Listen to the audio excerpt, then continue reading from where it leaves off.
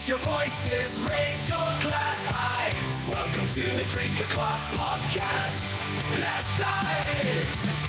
Oh, grab an old fashioned and join the fray. Raise your spirits, let the music play. From the corner pub to the dance hall floor. Drink O'Clock Podcast, we're ready for more.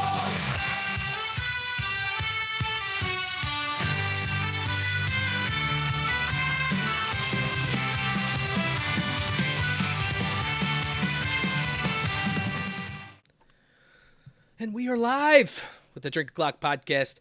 I am your fantastic host. I mean, I don't know. I guess I'm a little biased because I am the host, Rob Valincius. And I have the pleasure of having Russell Van Brocklen with me. Now, Russell, you're an educator, a consultant, and you're the founder of dyslexia classes. Of course, you know, I would screw up saying dyslexia. And you're the creator of the writing method and full circle program, which helps students with dyslexia make remarkable progress. Welcome to the podcast. Thanks for having me. Yeah, man. I don't know if you're drinking. Sometimes I break my rule of drinking because I haven't really been drinking much, but I cracked a beer because it was one of those days today. Well, I found out from my doctor I'm diabetic, so I have to lose the weight. So I'm strictly on ice water for the next way I'm going for the Which next 18 months. like are you one, two? Oh, I don't know what it is. I just know that they gave me some numbers. I dropped a lot, but I spent so long concentrating on how to overcome these issues that I just let myself go. So I swim like an hour a day. I'm on the diabetic diet, and I'm losing like 2, 3 pounds a week, but I got a long way to go.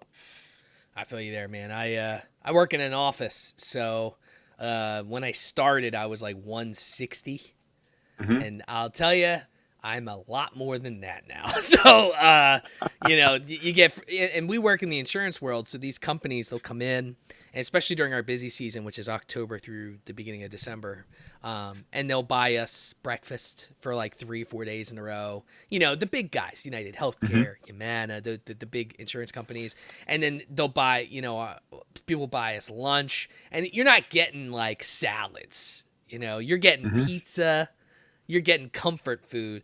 And I come from a pretty poor family. So when there's free food, I'm eating it. It's like there's Yeah. not typically many not free foods I'm Hmm. not going to embellish, you know. Yeah. And now I'm making my own diet. It's you wouldn't like it, but it's simple and it's helped me lose a lot of weight. And because I own my own business, either early in the morning or mid-afternoon, I take a couple hours off. I go to my health club and I swim for an hour, hour and a half. And it Yeah, just it's beautiful being a business owner, right? Cuz you can just, if you need to do that. oh, people think it's great until I tell them I work till 11, 12 o'clock at night. I'm on vacation. I'm working some hours during the day. They don't understand that. Like, you never just take time off. I'm like, no. Yeah, and that's the other thing I think a lot of people don't, when you're in that business grind, and you're an entrepreneur and you got your own thing and you're trying to grow it, there really isn't time off unless you make it, so like you're always on. Yeah, but it allows me flexibility. But dyslexic parents have things that come up, and I take care of them. I've had parents that are they're in Europe and on vacation. They get some emergency, and I'm up at 3 o'clock in the morning for a couple of hours, and that's just what customer service means to me. Yeah, I feel you, man. So the way I like to operate is before we get into like your main topic, right, which is this dyslexia. I can't freaking talk today. Let's talk about you. Talk a little bit about growing up. You can go in as much detail or in as little detail as you like. And kind of talk about what led you to where we are now. Well, really, it wasn't. I was diagnosed with dyslexia I started in special education in third grade. And back then, they knew the science was out there. It's called Orton-Gillingham multi-sensory structured language approach, and that's been around since the 1920s. They knew what to do. They just didn't care. Yeah. I was thrown into special ed for most of my classes. In seventh grade, I had enough, so I went to a school board next door. Um, School board member and his son, we essentially got our Eagle Scouts at about the same time. So I knew the family, and I said, just get me the heck out of history, my best subject. So they put me into history. I had a great teacher. I got hundreds on all their tests. All right. I couldn't read or write worth a darn, but I could just kind of, it's kind of weird. I just kind of got some glimpse of what I thought he was asking, and I kind of just hit it, and I got perfect scores all the time. Went out into high school for everything. First semester, I had an 87 GPA. Last semester, I had a 95.5. I was fourth in my class. And then I went off to college and I had a neuropsych done and found out that I had a first grade reading and writing level. I developed really elaborate ways of getting around it. What Wow. really got me to do what I'm doing, it was it was in the late 90s. I wanted to figure out how government worked. And not just some nonsense course. I wanted to know. So I decided to intern for the New York State Assembly internship program. It was 15 credits. You worked as a staff full time and you had an academic portion. They come in, they look at my evaluation, they say, this isn't going to work. So they put a committee together. They put me in the Majority Leaders Program and Counsel's office, which ran the assembly day to day because they had three administrative assistants. Had a great internship. I had to do a major research project. So I always did back then. I gave a major presentation, long Q&A. It was so tough. None of the other students wanted to swap with me. They wanted to do it in writing. So at the end, they recommended 15 credits of A minus. Goes back, and for the first time in the history of the program, all right, decades before I went there, 27 years since then, it goes back to the political science department at the State University of New York Center at Buffalo. And they said, we don't like your accommodations. Here's your 15 credits of F. All right. So What? yeah, it's still in my transcript. And you know what a 15 credits of F does to your transcript. Okay. It just blows it up. So I had enough. I'm like, where can I go to force myself to learn to read and write? And that was to audit law school. All right. Interesting. So imagine you're going into law school. All right. I can't read or write a damn thing. And I have to now do it. Because what they do is they use something called the Socratic method. Are you familiar with that? I am not. If anybody wants to know, they made a movie about it called The Paper Chase from the 70s. Quite well known in that circle. What they do is they ask you questions. If you don't know the answer, they keep asking you questions to embarrass you in front of everybody, basically to make you look like an idiot, to force you to be able to argue any topic, any point of law, anytime from any side. All Interesting. right. Okay. And yeah, it's really rough. So I go and I specifically went to see Professor Warner, who was a dyslexic professor in contracts. So he starts asking. So second day he calls on me. I'm not like everybody else, and like dyslexics before me, we walk into grad school, we own the place. So everything organized for the first time, and it was like a car accident in the idea that everything slowed down, and it was like I had forever to make any choice. We politely but fiercely battled with each other verbally for 15 minutes. I knew where he was going. He knew where I was going, multiple moves ahead. I couldn't beat him. He couldn't beat me. After 15 minutes, he said, Russell, in the interest of time, I have to move on to the next case. You couldn't be any more correct. My Wow. classmates, yeah, well, they told me after they graduated from law school, they couldn't do half of what I did that second day of contracts. Well, that solved that problem. But then I couldn't read worth a darn. And in property, we started getting these quizzes. What they do is in law school, everybody knows everything. You think undergrad is study hard? It's nothing compared to law school preparation. So what they do is they ask you these really fine distinctions and they really try to fool you. So you're supposed to spend 3 to 5 minutes to try to answer a multiple choice question. I didn't wait 3 to 5 seconds. I did it instantaneously.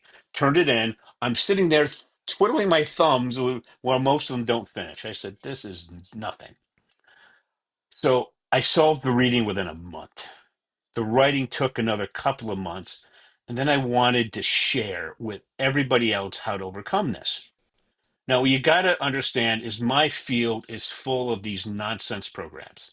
The one that the rich use, again, is Orton Gillingham multi-sensory structured language approach. These schools run 50, 80 grand a year, takes 4 or 5 years for them to work with your kid after fourth grade to fix things. And I'm going to tell you the whole new way. And when somebody tells you that, you got to know where the science is coming from. My science is coming from this book. It's the number one in my entire field. It's from Yale, and this is Dyslexia.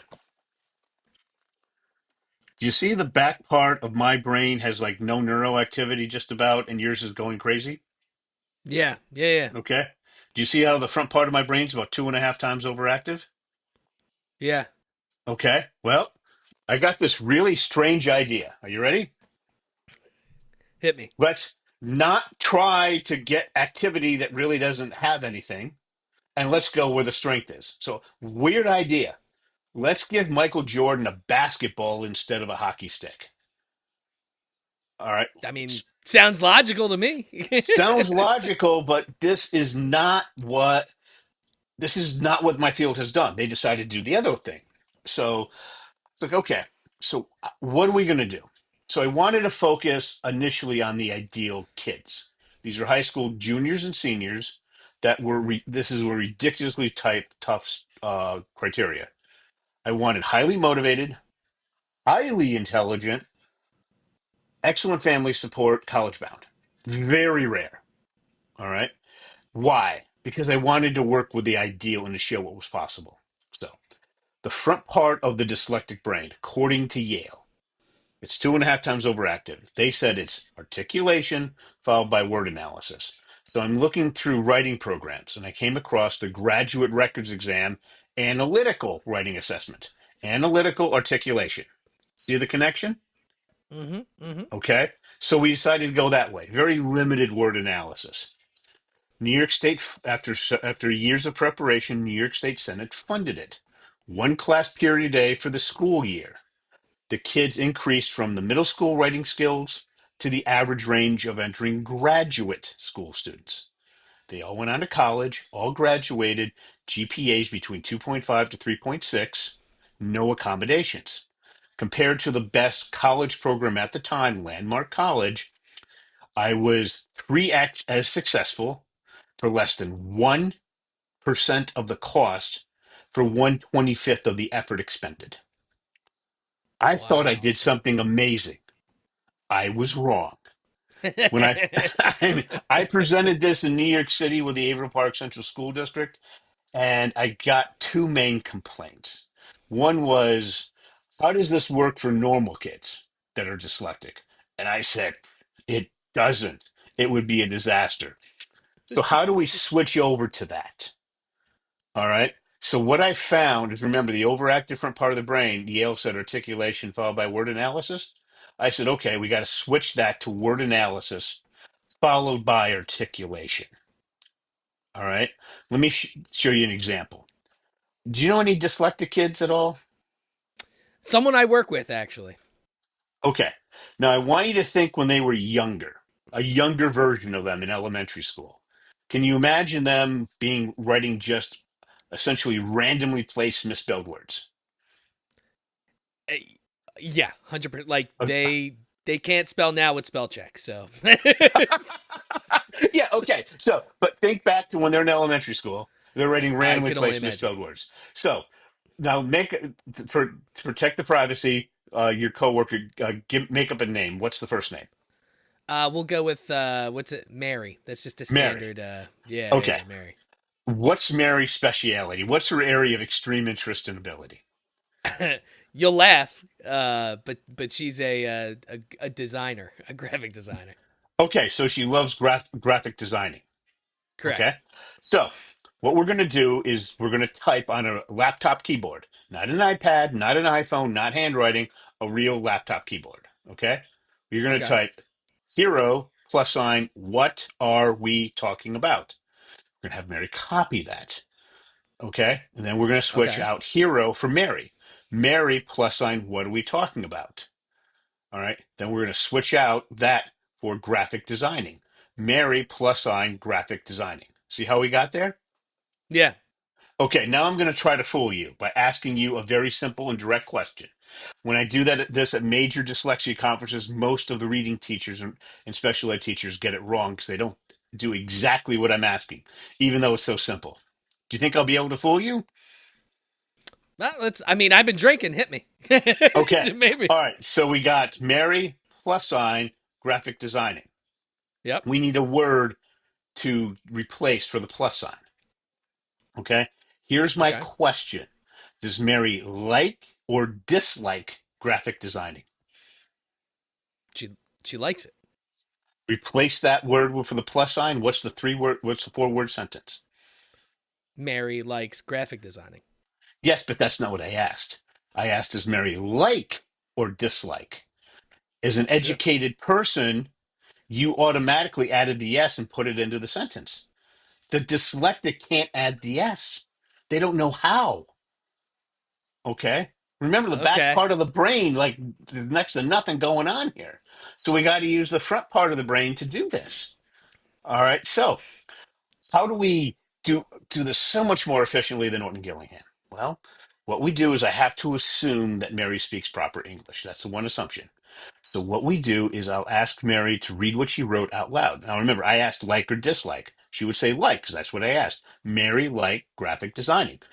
Mary, read it out loud. So she does. Mary, does that sound generally correct? She's going to say no, and I'm going to say fix it. Mary likes graphic designing. Now we practice that with 10 likes and 10 dislikes. Like and dislike is a very simple form of word analysis, the massive overactivity in the front part of the brain. Make sense? Makes sense to me. Yeah. Okay, now what we're going to do is we got to do word analysis. I'm sorry, we have to do articulation. So then we go because and reason one. Give me a reason that Mary likes graphic designing. She's creative. Because she's creative. Mary likes graphic designing because she's creative. But imagine she's in elementary school. She might ask, well, did I spell creative right? Well, probably not. So what you do is, so here's how we Definitely correct not. that. Yeah, here's how we correct that spelling and grammar issue you're talking about. It's so simple.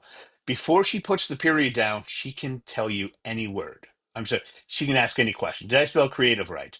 No. You type it out, she copies it. All right.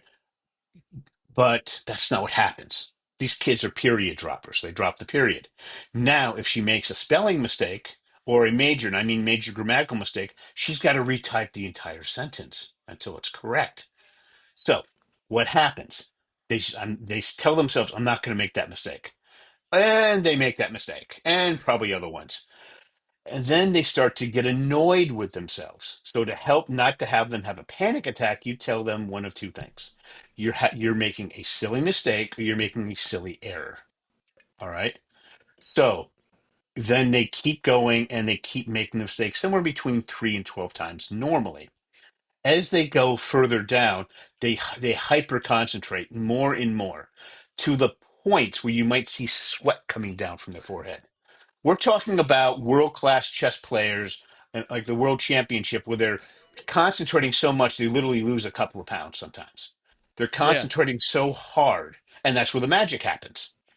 And eventually they spell it correctly. Then you practice it 20 times, 10 likes, 10 dislikes. Then you go on to reason one and reason two, then reason one, reason two, and reason three. Keep practicing until you get it correct. Unlike Orton Gillingham, which the older you are, the longer it takes. With my material, the older you are, the quicker you pick it up.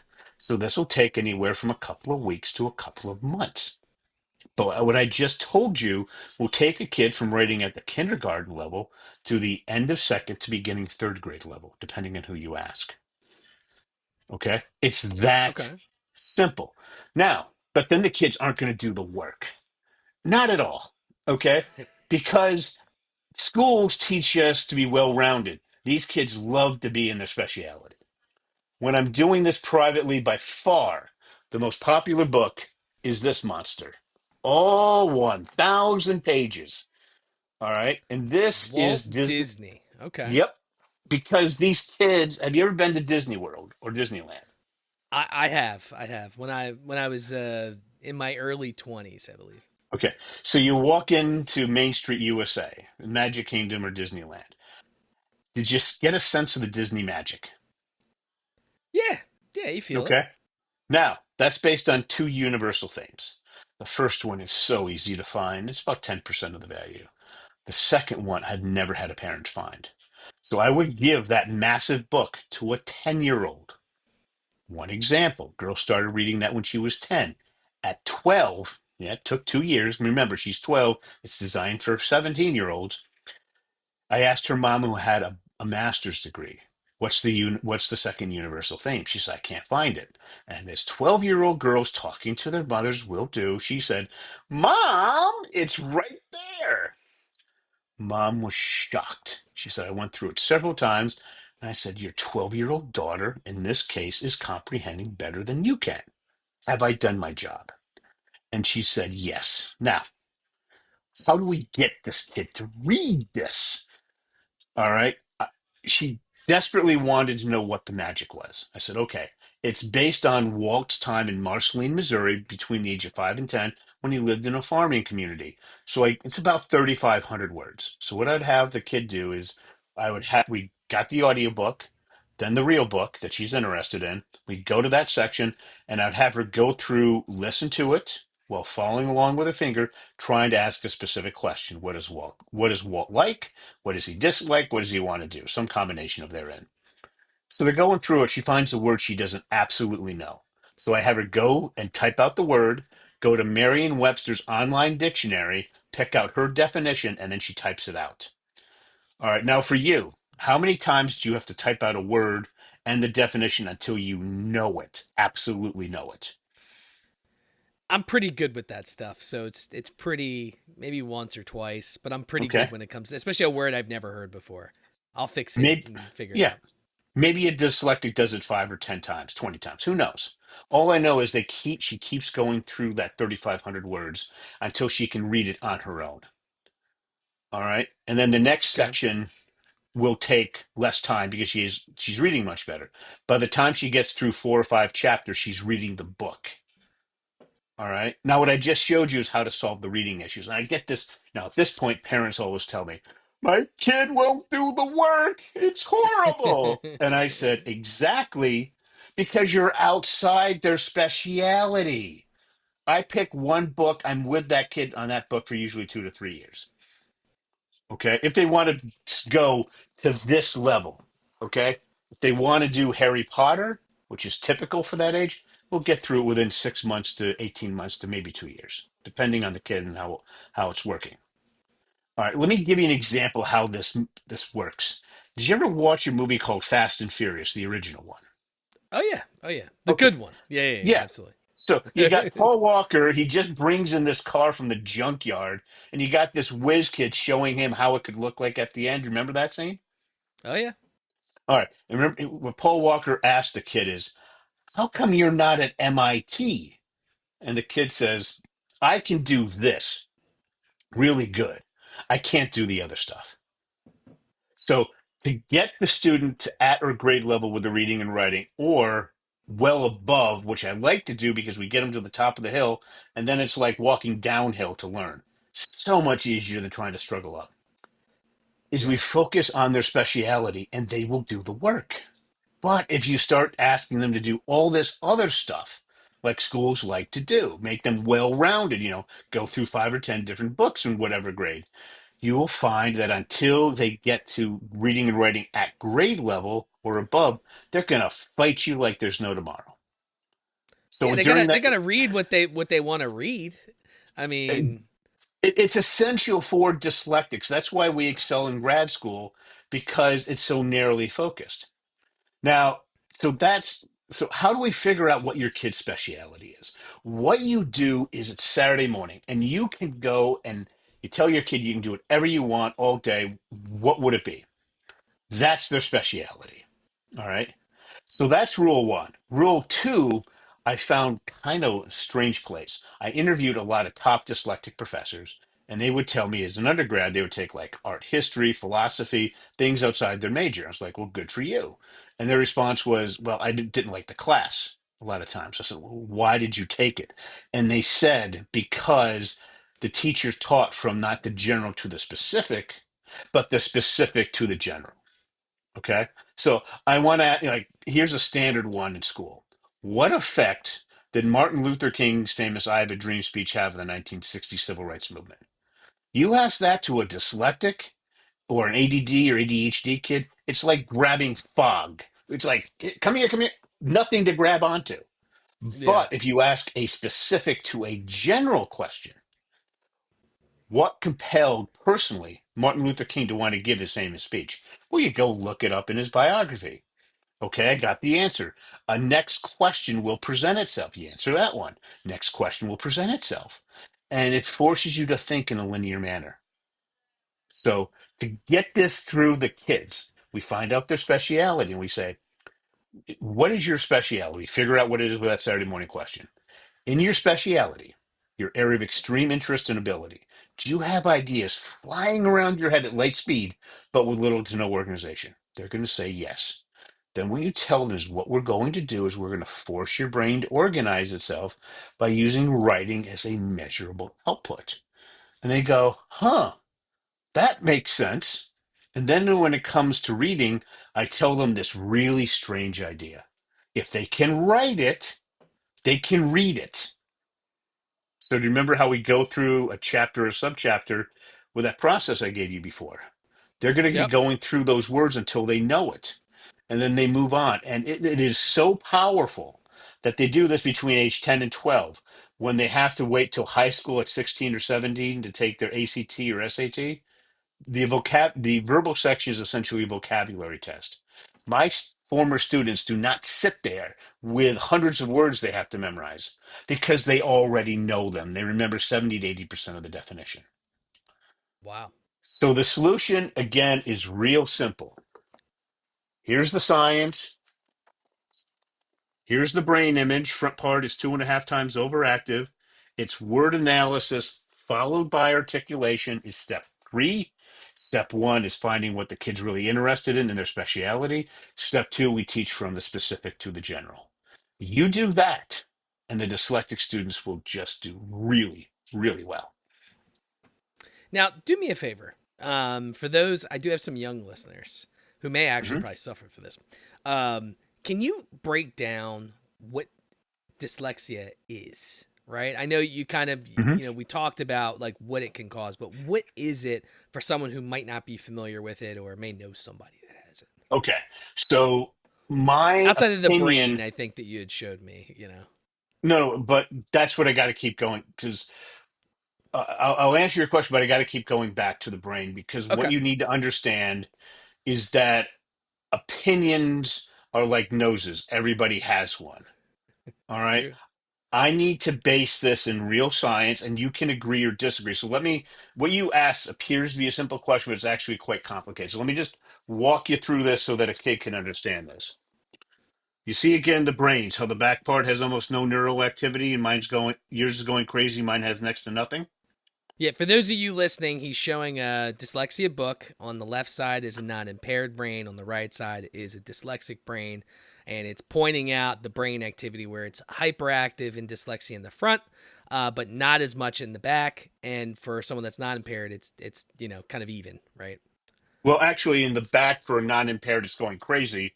In the back, nothing going on for the dyslexic. The dyslexic is literally 2.5 times overactive. Wow. Okay. Okay. Yeah, there you So what? So go. what? So what's happening is when you ask a dyslexic in their speciality, do you have ideas flying around your head at light speed, but with little to no organization? They answer yes. So what's going on? Essentially, the biggest problem, in my opinion, is that we're thinking so rapidly with little to no organization that that's the biggest problem. Dyslexia is not a reading problem. In fact, I can teach dyslexics to read better than their high school valedictorians more than half the time. All right. It's a symptom of the disorganization. It's kind of like a cold. The problem we have with a cold is a stuffed up nose is a symptom. The problem is it's in your chest. All right. So with dyslexia, it's that massive overactivity with little to no organization in the front part of your brain. So what we simply need to do is to force it to organize itself All right, using writing as a measurable output. That's what I did in my first New York State funded research project. The teacher spent almost no time on spelling and grammar. And these kids went from horrific spelling and grammar. I'm talking absolutely horrific to clean at the graduate level. And the teacher spent almost no time on it. Wow. Okay. So that's essentially what we have to do. You don't focus on reading. You don't focus, we focus on writing just so we can see the brain organize itself. So here's a second question. For those of you out there, this is going to freak you out. Just so you know, if you're severely dyslexic, be prepared to be freaked out. So, what I want you to think about is think about your speciality. All right. You want to type about it. Fingers, keyboard. I'm waving my fingers by my head. Fingers, keyboard. The idea is in your head. You take your fingers, put them on the keyboard. Does the idea then fly out of your brain, leaving you with an empty head? If you answer yes to that, that's severe dyslexia. All right. Interesting. What does Okay. that mean? The process that I show others, dyslexics and ADD and ADHD, to overcome it, it's going to take you quite a bit more time, but you tend to go a lot deeper. And when you get to graduate school, especially a doctoral program, it's really, really unfair. So that first program I told you about, that big breakthrough I had to have a senior professor. His name was Professor James Collins at SUNY Center at Buffalo. Guess how long it took him to approve my research plan? How long? Less than 2 weeks. I was told it was going to take years. It's really unfair being dyslexic. Wow. So it's almost like once you master it, it's almost like a bit of a superpower. Oh, it is absolutely a superpower. Let me give you an example. I used the craft of research. It came out in 1995 from the University of Chicago. That original presentation I told you about, the professors came to me and said, "Oh, your students hit the 70th percentile of entering grad students, and they're in high school. We don't care. We want the craft of research." And I was like, "What the heck is a craft of what? Craft of research?" Looked it up. Crazy book. The freaking book is designed for PhD students at the University of Chicago who didn't know how to write their dissertations. I was like, what the heck? You want me to teach this to high school kids? And they're like, yes. So it's based on context, getting people on the same page, which I dropped to fourth and fifth grade, coming up with a problem statement, which I moved to middle school, and then a solution where you come up with something absolutely original, which I do in high school. All right. And just to give you an example, I had a kid last year, a former client who called me up, just got his job after high school. I'm sorry, after college. He hated artificial intelligence, wanted nothing to do with it. His boss loved it. He said, "I'm not going to allow you to take all this time to write up stuff when with AI assistant you can be 50% more effective or whatever." So he said, "I want ideas from you guys that can help the company." So everybody else, they don't know what to do. My former client calls me. He's in a panic. And I said, "Okay, I taught you how to do context. Go to the AI, talk to it, write with it, figure it out." So he comes back. I did that. I said, "Go to the problem." Does that, comes back. He says, "I hate this." And I was like, "Welcome to the grown-up world." So then he goes and does the solution. He comes back. He said his boss flipped through and he's like, "Can't use this, can't use this," come to his. "We can use this. Excellent idea." Within a week, he was training his peers on how to do AI. And he had no interest, had know nothing about it. As a dyslexic, he just went to those three areas: context, problem, solution, did what I taught him, and just figured it out, tried all this different stuff until he found what worked. And then he showed people how it worked. He said, "This is weird." And I said, "Well, there are advantages to being dyslexic." So, what you're going to find, and this just happening this summer, if you can't work with it and guide it, the CEO of Anthropic said about 50% of kids are going, college graduates are going to be unemployed in 5 years. All right. Either if you can't use it, you're going to have, be in a lot of pain. So what I did is I taught him how to prompt engineer his brain, which he didn't even know. So he's out there being very successful. And the other kids, especially now who can't use it, kids with real degrees can't get jobs now. It's horrible. AI's tough, man. Not really. I Not if you understand the craft of research. It's not tough at all. no, I mean it's a fantastic tool, but it's gonna be there's gonna be some changes in society over the next three to Oh, five years. massively. Oh, yeah. Um, And what they're saying is ChatGPT came out less than 3 years ago. All right. And what just came out with five? The day they came out with a pro plan last December for $200 a month, I bought it. Okay. I had 20 research articles drafted within 24 hours. It was the first tool for the first time, O1 Pro, that I could really use. Now we're at O5 Pro. I mean, it is so much better than the one that just came out just a couple of months ago. So I can't even I've been imagine using where we're it. going to be. I've been using it for medical stuff. I had some weird stuff happening with my Mhm. nerves, and I fed it my blood test. I fed it, results from different things. I had an EMG done. I had a nerve conduction study and a bunch of random stuff. And I'm like, what are the odds I have this? And it is incredible. I think, to be honest with you, from a diagnosis standpoint, it's gonna definitely give doctors a run for their money, because when you're feeding it science and actual things, it's gonna be able to go through everything possible and really give you some answers. Because, no offense to doctors these days, they don't know shit. They're just throwing darts at a board at this point to a certain degree, and they're guessing. And honestly, obviously in your area, right, dyslexia, I can't imagine how many kids who suffer from this who go undiagnosed and they're put on medications, or they're thought is weird, right? I mean, that's got to happen all the time. Yeah, and this is how stupid it is. This is what they found out. Just to use New York State as an example. If you would actually, again, here it is, Yale University, just contact them. Just Google Yale dyslexia. And let's say your kid's in kindergarten. They will tell you for a very inexpensive price, the teachers can do this. They can tell you you can diagnose dyslexia in kindergarten. And then you find out, oh, the kid's dyslexic. What do I do? Well, they have all these research based programs. Yale's a clearinghouse. And then you just say, how do I get my kid to read by the end of third grade? Because K through three, you learn to read, fourth and above, you read to learn. And they'll tell you how to do it.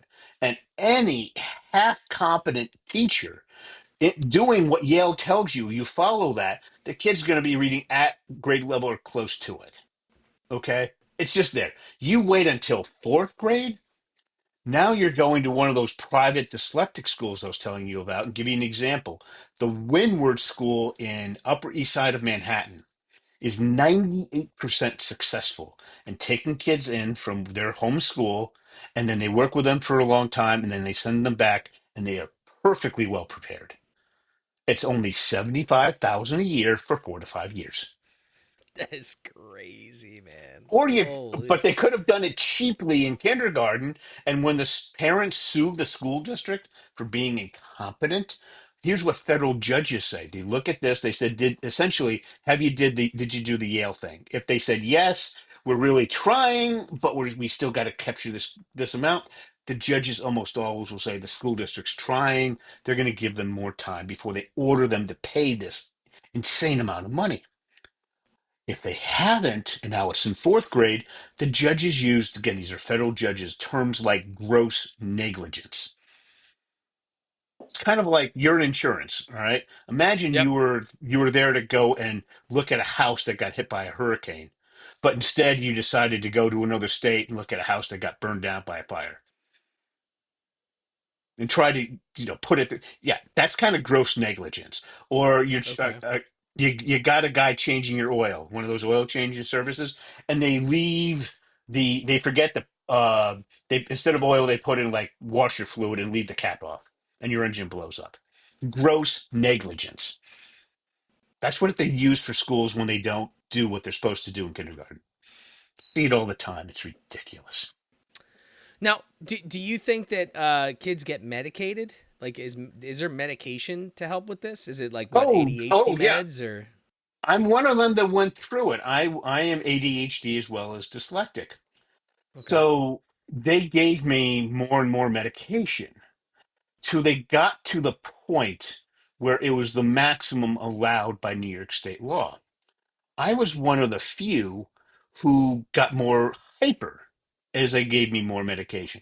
And I went from being a well adjusted, very obedient kid to being an absolute terror. Okay. And then I finally started flushing it down the toilet instead of taking it. Yeah. So, Good for you, because it's basically like legal meth. you know, right. uh, So, what parents need to understand is you need not just because a doctor is a pediatrician doesn't mean they know how to diagnose ADD or ADHD. There are specialists that actually focus on this, medical professionals that actually focus on this. You need to find one of them and then see if the medication is needed. Because when you go to one who specializes and they say they need the medication, it's like almost virtually all the time a good idea. And if there's a problem, they will adjust it because they know what they're doing. But a pediatrician just knows, they run the gamut of everything, and this is something that you really do need a specialist for. Yeah, it's. I talk about this before because I interview psychologists a lot too, Mhm. and in the psychology field, a lot of times it's you have your psychologists and your psychiatrists, and a lot of times I had bipolar in my family, married into the family, not running in the family, thankfully, but you have your psychologist that talks you through everything and tries to not Mhm. use medicine. And the first thing a psychiatrist does is like, all right, we'll just put you on this. It's like, you go from a 10-minute visit to an hour visit. I mean, you're paying for that hour visit because, in most cases, insurance only goes so far or whatever. But, Mhm.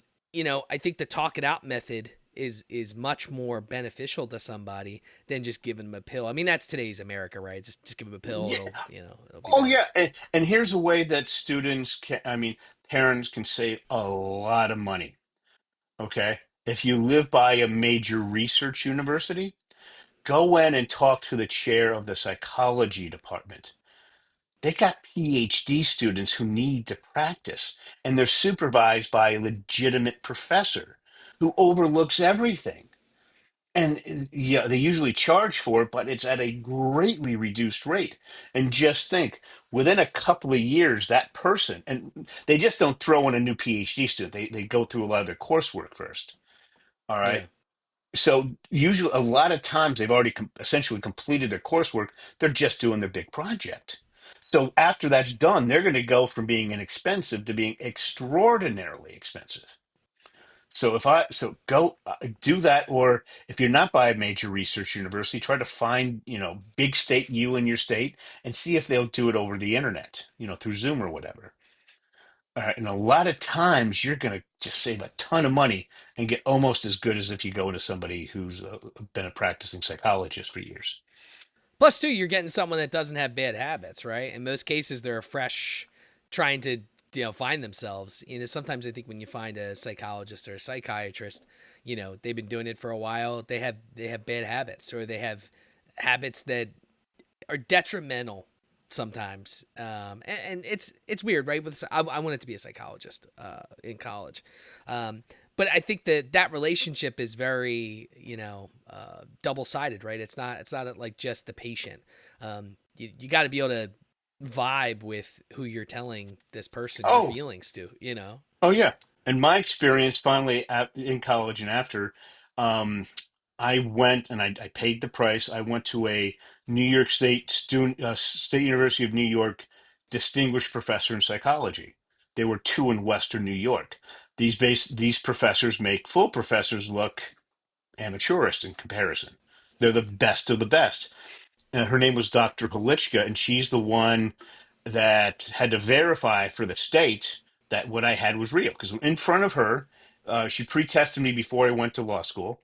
All right, I had a first grade reading and writing level, and then I showed her it's an on-off switch. And she wrote, she worked with me. She tested me for 20 hours. The smartest woman I ever met was beating me up for 20 hours over 3 days. And then she wrote Wow. up her report and said, yeah, this is absolutely, he can turn it on, turn it off. He's going from dysfunctional to functional. Here's the 5-page write up of the most comprehensive test I could give him. And that carried a lot of weight. And yeah, psychiatrists can be good. I agree with you. I like psychologists better when possible. Yeah. I mean, there are some psychologists who actually can prescribe meds. All Sure. right. And it's just, I just like that better. Other people like the psychiatrist better. Whatever you think is better for you. I'm just saying if you want to get diagnosed for ADD or ADHD, there are specially trained people that specialize in it, MDs and psychologists. Find one of them, and if they give you medication, make sure it's monitored. And if it's a problem, they will be able to know it's a problem and adjust it. But if they think you need medication, they're generally very spot on about it or pretty close. Yeah, yeah. I mean, look, and it's different than obviously like bipolar, right? Bipolar is it's Oh, nothing that's to so fuck with. serious. Yeah, Take your you don't. meds. Yeah, Take you your meds. absolutely have to take. I have met people with really severe schizophrenia, for example, Oh yeah, that's rough and too. they told me the meds are really hard to take. They don't like the effect, but if they don't, they're going from being very successful people with advanced degrees to essentially being homeless. Yeah, I mean that's the number. Like if you look at all the homeless in the country, I forget it's something absurd. It's like, and the percentages could be way off now, but I feel like it was like half the people that were homeless were schizophrenic or 40%. Like the percentage It's a was big number. Yeah. absurd. And I mean, look, when you're seeing shit, and I mean, it's definitely nothing to play around with. Yeah. Um, It, and it I don't envy it's people at all that have to deal with it. it's tough. All I can say is when you do that, find your appropriate healthcare, a psychologist, psychiatrist, psychologist, MD, whatever it is, a qualified expert. Really, really interview them, ask them questions, get recommendations. Be very tough on who you pick. And then once you do that, unless you got a really good reason, you got to do what you're told. Like for me, with the diabetes, I had to everything that I was eating out the window, and now I'm eating rabbit food with some, and I was like, okay, and I found a way to kind of make it. The AI was very helpful, but I'm doing what my doctors told me, and it's working. But The you got to adjustment's do that. never easy. Oh, Yeah, the it's adjustment's not definitely easy at never all. easy. So basically, yeah. But for dyslexics, again, just find a person that specializes in it. Because I tell you what, the pediatricians do. The parents want meds. The school want meds. They write meds. All right. They have an idea of what it is, but I think your pediatrician or your family doctors generally they know how to do the basic stuff really well. All right. And then they're traffic cops. They send you off to different specialists to do different things. This is something you want a specialist. Yeah, 100%. Now you've been dealing with this and teaching kids for well over a decade, right? Over 20 What years, are yeah. Yeah, what are some of the most common misconceptions that you encounter, and how do you address them with parents or kids or whatever? Oh, dyslexia is a reading problem. Biggest one out there. So That's let me. what I thought of instantly, man, because Okay. I'm an uneducated. I don't know enough about dyslexia. It's obviously why I wanted you on here. I didn't know enough. I always thought it was just a reading problem, reading comprehension type thing. Okay, I'm gonna go throw you. This is for really advanced students who really want to know when I say it's not a reading problem. They're like, "What do you mean?" Okay, got this little book. It's called "Postwar Japan as History." All right. Okay. Now I'm gonna read you the first sentence from Professor Dower, just so you know what this dude's done. He's at MIT. He's won the Pulitzer. He's won the National Book Award. The guy's the best freaking writer in his field in America. All right. He just knows how to write, but he also writes very densely. So I'm going to read you the topic sentence of this paragraph. By the way, I'll give this first paragraph to a bunch of reading specialists. Half of them can't tell me what it's about. Are you ready? Hit me. Yeah. Okay.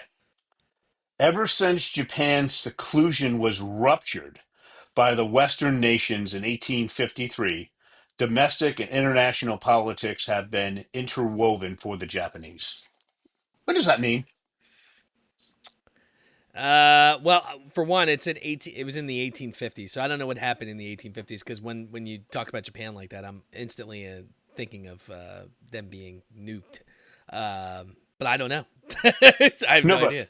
let me read this one more time. Just tell me what it means generally. Ever since Japan's seclusion was ruptured by Western nations in 1853, domestic and international politics have been interwoven for the Japanese. What does that mean? Just generally. That they were a lonely nation, and then something happened, and now they're I guess more global. Yeah, okay, that is essentially what it says. I Yeah. keep going and we use slogans, quotes, and it causes, like, for example, here's the next section. Slogans used to mobilize succeeding generations convey this interconnection. Thus, the forces that eventually overthrew the feudal regime in 1863 rallied around the cry, "Revere the emperor, expel the barbarians." Here's what's happening. I just gave you all this information. It's kind of making your brain go off the tracks. Yeah, a little bit. Yeah, that's dyslexia. Okay. Okay. Well, I might be dyslexic. So I will ask reading specialists to read that first paragraph, and the half that can't, they're like, It's too much. I can't do this." And because it literally gives you like 17 points of information in one paragraph. It's so dense, it causes them to go off the tracks. Yeah. The other ones that can read it and think that it's clearly written, I'm going to get this is to show you what I'm just going to go back to this. I want you to imagine somebody who had the overactive front part of the brain like a dyslexic and the massive overactivity in the back part of the brain combined. It's what I like to call full brained. Okay. Those people think that that's a joke to read. All right. So I can go to Harvard and take half the kids and turn them dyslexic. And what I do is I say, read that essay. If you can't tell me what it means, we're going to kick you out of Harvard and send you to a community college. If you're a teacher, we're going to take your job away. We're going to give you a job at McDonald's. You're going to lose your house. You're going to lose your apartment. You're going to lose your car because you can't afford it anymore. Tell me what it means. I can't. I don't care. Tell me what it means. That's how dyslexics feel since elementary school. And Wow. Okay. I can teach the kids after we do solutions. I can teach them to read that essay. Why is this important? Why am I harping all this time on freaking post-war Japanese history? Because when I studied in Japan, I read that for an assignment and I thought it was a joke. This was so easy to read. Nobody else in the class could read it or understand it. And these are top kids for top grades at top colleges. And I'm like, what the heck? I'm the darn dyslexic, and this is a joke to me. So that's when I really kind of, ever since then, so this is where dyslexia is not a reading problem. It's an organizational problem with a massive overactivity with the front part of our brain. We solve that. The other things self-correct. Now, do you think you could take your approach that you use for dyslexia and translate that into other avenues? Have you tried different things yet to Oh, help other people with things or absolutely. I've routinely worked with the older brothers and sisters who are typically fighting to be valedictorians. I did that all the time. I have I was on a podcast a couple of weeks ago, and it was all not anything to do with dyslexia. The host had a really great solution on to teach people how to understand wine, what they're drinking, what the aromas are. And it came down to how do we teach adults to remember words easier? And I showed them how to do that. There's another podcast I just applied for. It's marketing to law firms. The biggest problem that I found in that system is the lawyers get a question and they have to do a 30 to 60-second video for social media. How do you write a script? It's my full circle process. Hero, universal theme, villain, the villain, universal theme. And then you understand things completely. And you can do a script real easy with AI. All right. So yeah, it works great across the whole gamut of issues. interesting? Now, you mentioned we talked AI, you mentioned AI. Let's kind of wrap up with that. How do you think AI is going to impact like what you're teaching and then maybe future kids that struggle? Do you think it's going to be a good partner in that Oh, avenue? well, as I said, when they came out with the pro version, $200 a month. I bought it that day. This is like our reader and our writer. I have been more productive since last December than I have in my entire life. I have created more stuff. So what AI does, and just so people understand really what its limitations is, and I don't see it going beyond this.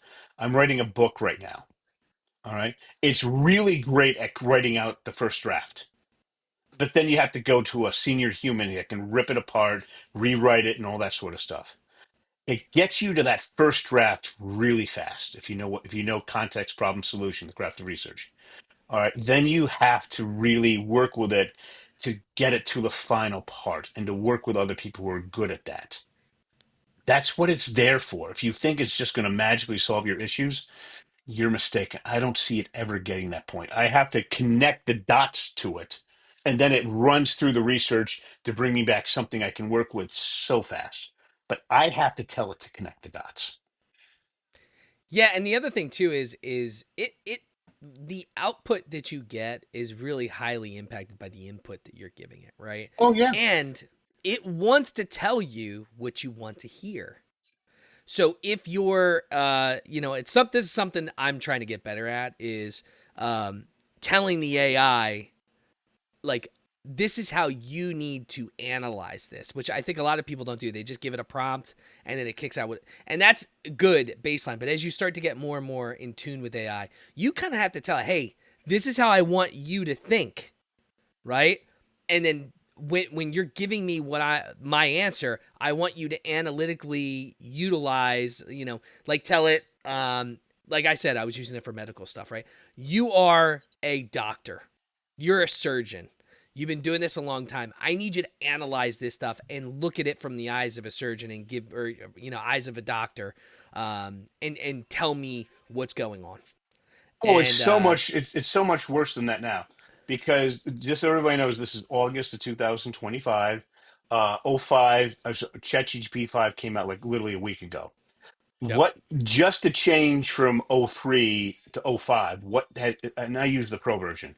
What has changed is before you used to have a conversation with it, but now oh 05 just wants to go right to the solution. So when you're doing the prompt, you have to give it far more instructions. And I've created a prompt outline, which is literally 8 parts. And I literally have to answer something like 80, 90 questions for the prompt to be created. And I use five thinking to fill that in, and then I run it through oh 05 Pro. Okay. And then I get really good answers, but you really have to tell it exactly what you're looking for with maybe one clarification question. And 2 weeks ago, it was completely different. Yeah, yeah. I mean, I've seen. I saw people were doing. They were showing 4.0 and 5, and they said someone put create a mind sweep game. Remember old school mind sweep Hmm. from old school Windows? Create a mind sweep game. I think maybe it was just that. Create a mind sweep game for me. And 4 made it like coded the whole game, and it was very useful. But then they said they did the same exact prompt in 5, and it created the game, but it also gave like a memory bank to hold high scores. It gave like it was just that much more advanced. So although you can use the same prompt and get better results, you can even enhance those results even better and refine those things if you're really kind of speaking to the prompt, Yes, and really, but that's the mistake everybody makes. yeah. What to me, oh 05, I'm sorry, ChatGPT Plus for $20 a month. To me, it's something to amuse children. Okay. If you really want to get the most out of this, it's the pro version because you got a context window 4 times bigger, and you don't ask it to do this one major thing all at once and see what you come up with. It's nonsense. What you do is you talk to it, you break what you want down into small, very refined steps, and you go through them step by step. So, for example, if you're writing a proposal, this is what I was on a business podcast for C-level executives. Don't just do a deep research for the entire presentation. I do deep research for each section, and then I will create a 25,000 word report on how to modify a paragraph to really make it as sharp as possible when it matters. I get 125 of those a month. But I literally had a presentation I had to create that was going to be about 15 minutes, and I blew over 50 deep research assignments on it. I was down to how do I move a few words around in a sentence. All right, and it Wow. really created people were impressed as heck about even how sharp each sentence was, and that's how much I use the deep research projects. I'm like, I got them. I don't use a lot of them, and when I create, I say your word limit's 30,000 words. You don't have to write 30,000 words, but that's your limit. Your token limit's 175,000 tokens, which is insane. Write a narrative report, no graphs, no charts, no boxes, strictly narrative report with headlines, subheadlines, and sub-subheadlines. All right. This is after I go through the 8-point prompt outline. And I always have that written and coded in Pro because I just want the best possible. And when I do that, I go and I get this 20,000 word, 25,000 word report. And then do I ever read that? Hardly. Sometimes I read the whole thing. But I will then go and use the pro to say, what's this saying? How do I do this? How do I match this compared to this? And okay, now I have to do this section. Let's go and create another one. And yeah, it's time consuming as all heck, but alone, I can create an amazing presentation for 15 minutes that used to take a team of people. Yeah. And it's gonna be wild. I'm pretty interested to see where society ends up within the next three Mhm. to 5 years. A lot of people are definitely not gonna have jobs. So I keep seeing Well, a lot of stuff about universal income. Because there's gonna be well, so many people with no jobs. well, if you know the craft of research, you're fine. Okay. That's what I'm trying to tell the educators. We can't do what we've been doing for the past 100 years. Because really, what's changed in English class in 1952 compared to now? We're using a lot of the same books. Okay. We're teaching in generally the same general way. All right. We now need to take the craft of research and to master it by the time the kids finish high school. They come up with something completely original. Practice it in college, 2 or 4 years, and when you get out in the workforce, you'll be fine. If you don't, it's not going to be pretty.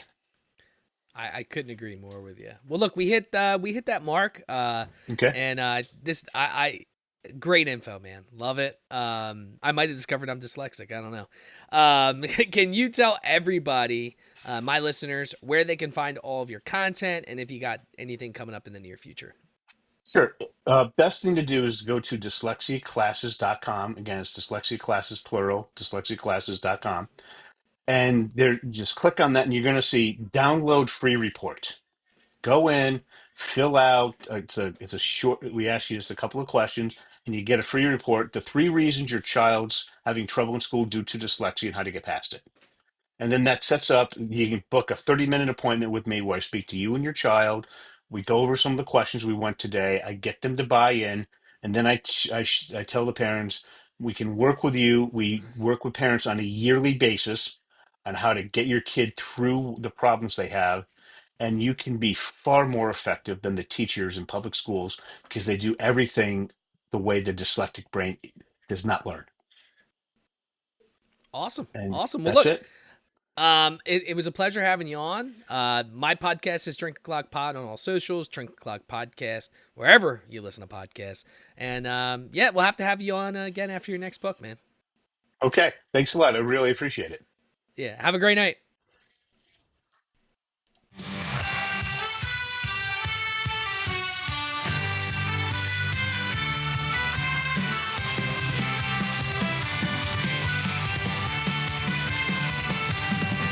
On a stormy night where legends unfold, there's a podcast that's breaking the mold. Raise your voices, raise your glass high. Welcome to the Drink O'Clock Podcast. Let's dive. Oh, grab an old fashioned and join the fray. Raise your spirits, let the music play. From the corner pub to the dance hall floor. Drink O'Clock Podcast, we're ready for more. We're ready for more. With a mix of folklore and rebel cheer here will guide you through tales of whiskey and beer. From Irish shores to lands afar, grab your friends, it's time to raise the bar.